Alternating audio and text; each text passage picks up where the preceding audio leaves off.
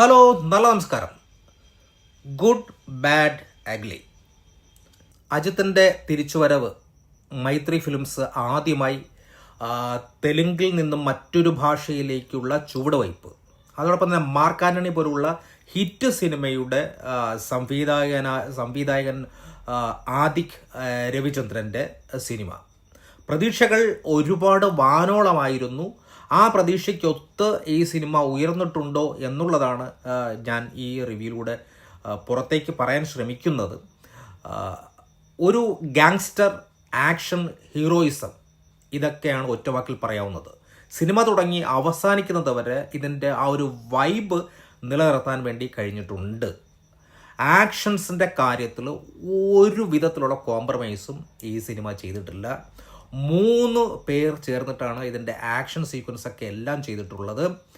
Interval punch, car chase, ഇതൊക്കെ action കോറിയോഗ്രാഫിയിൽ വളരെയധികം ശ്രദ്ധയോടുകൂടി മാത്രം ചെയ്തിട്ടുള്ള ഒരു സാധനമായതുകൊണ്ട് തന്നെ ആക്ഷൻ സീക്വൻസ് കിട്ടില്ല.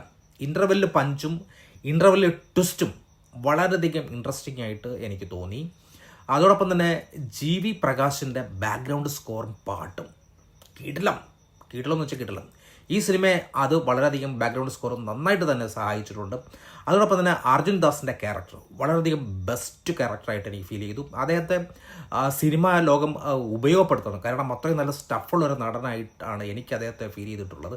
അദ്ദേഹത്തിൻ്റെ മുൻകാല സിനിമകളൊക്കെ പലപ്പോഴും അങ്ങനെതാണ് എനിക്ക് തോന്നിയിട്ടുള്ളത്.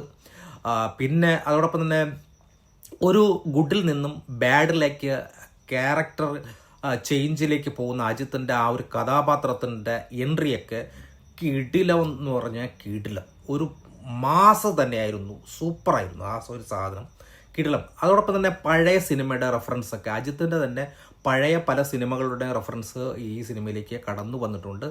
അതൊക്കെ നന്നായിട്ട് തന്നെ വർക്കൗട്ട് ചെയ്തിട്ടുണ്ട്. അതോടൊപ്പം തന്നെ വിഷ്വലി കുറേ രോമാഞ്ചിഫിക്കേഷൻ ഉണ്ടാക്കുന്ന കുറേ സീനുകൾ ഈ സിനിമ നൽകുന്നുണ്ട്.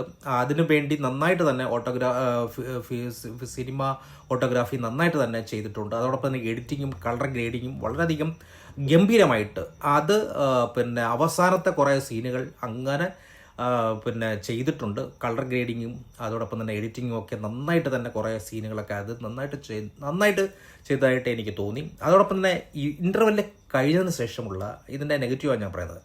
ഇൻ്റർവെല്ല് കഴിഞ്ഞിട്ട് അജിത്തിൻ്റെ ഫ്ലാഷ് ബാക്ക് പറയുന്നത് വളരെയധികം ലാഗ് ഫീൽ ചെയ്തതായിട്ട് എനിക്ക് തോന്നി കേട്ടോ. അതോടൊപ്പം തന്നെ അജിത്തിൻ്റെ വിൻറ്റേജ് ആ ഒരു മേക്കപ്പും വളരെയധികം കച്ചടയായിട്ടുണ്ട്. കാരണം ഫേസിൽ ആ ഒരു ഇത് വന്നില്ല. ബോഡിയൊക്കെ ശരിയാണ്, ഓക്കെ, പക്ഷേ ഒരു ഫാൻ ബേസിൽ നന്നായിട്ട് എൻജോയ് ചെയ്യാൻ പറ്റുന്നുണ്ട്.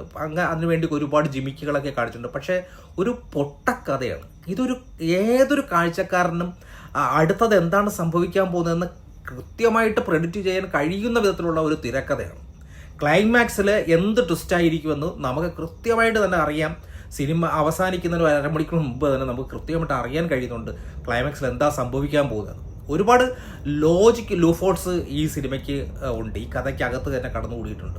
അതോടൊപ്പം തന്നെ ഈ പല കഥാപാത്രങ്ങളെ കണ്ടിന്യൂറ്റി മിസ്സിങ് എന്നത് പറയുന്നത് വലിയൊരു മിസ്റ്റേക്കാണ്. കണ്ടിന്യൂറ്റി ഇല്ല, പല കഥാപാത്രങ്ങളും കണ്ടിന്യൂറ്റി ഇല്ല. അതുപോലെ തന്നെ ചില കഥാപാത്രങ്ങളെ കാർട്ടൂണായിട്ടൊക്കെയാണ് ചിത്രീകരിച്ചിരിക്കുന്നത്. ഒരുമാതിരി കഥയും കഥാപാത്രങ്ങളും ഒരുമാതിരി കാർട്ടൂൺ കാണുന്ന രീതിയിലാണ് നോക്കുന്നത്. പലപ്പോഴും ചില ഇമോഷൻസൊക്കെ പരസ്പരം കണക്ട് ചെയ്യാൻ പറ്റാത്ത വിധത്തിലാണ് ഇമോഷൻസ് ക്രിയേറ്റ് ചെയ്തിരിക്കുന്നത്. ഇതിൻ്റെ എഡിറ്റിംഗ് ഉള്ള മിസ്റ്റേക്കാണോ, ചില സീനുകളൊക്കെ കംപ്ലീറ്റ് ആകുന്നില്ല. എന്തൊക്കെയോ ജിമിക്കുകൾ കാണിച്ച് ഗംഭീരമാക്കിയിട്ടുണ്ട്, പക്ഷേ അതിനൊന്നും കണ്ടിന്യൂറ്റി ഇല്ല എന്നുള്ളതാണ് ഇത് വരുന്നത്. ഈ സിനിമ കണ്ടിട്ട് പുറത്തേക്ക് വരുമ്പോൾ ഈ സിനിമയിൽ എന്തെങ്കിലും ഉണ്ടോ എന്ന് ചോദിച്ചാൽ ഒരു മൈര്യമില്ല എന്നതേ എനിക്ക് പറയാൻ പറ്റൂ. ഒരു പൊട്ട സിനിമ, അത്രയേ ഉള്ളൂ. അല്ലാതെ മറ്റൊന്നുമില്ല, അത്രയേ ഉള്ളൂ. ഒരു പ്രാവശ്യം കാണാം, ഓക്കെ, താങ്ക് യു.